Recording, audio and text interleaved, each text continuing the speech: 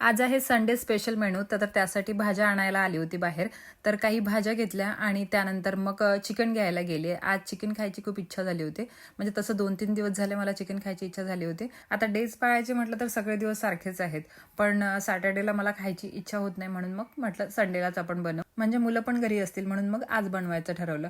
आणि तसंही आता मुलांना ना नॉनव्हेज खायची इच्छा होत नाहीये. आणि तसे मध्ये मध्ये मला पण झालं होतं. मला पण इच्छा होत नव्हती नॉनव्हेज खायची. पण आता एवढ्यात मला आठवण आली होती म्हणून म्हटलं आज खाते.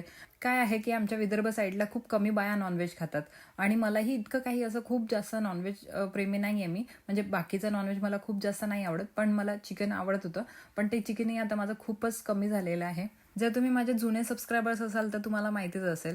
मी आठवड्यातून 2 ते 3दा चिकन बनवायची. पण आता असं होते की महिन्यातून 2 ते 3दा होतं.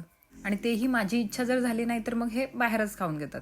आता ही हंडी तुम्हाला नवीन दिसत असेल. माझ्या नवऱ्याचं असं आहे ना, कुठे काहीतरी बघितलं की ते घेऊनच येतात. मग ही हंडी आणली होती त्यांनी. मागे पण एकदा आम्ही याच हंडीमध्ये बिर्याणी बनवली होती मी. आता या हंडीला वापरण्याची माझी ही दुसरी वेळ आहे. आणि तसंच ज्या बहिरमला हंड्या मिळतात ना मातीच्या, त्या पण आणून ठेवलेल्या आहेत त्यांनी.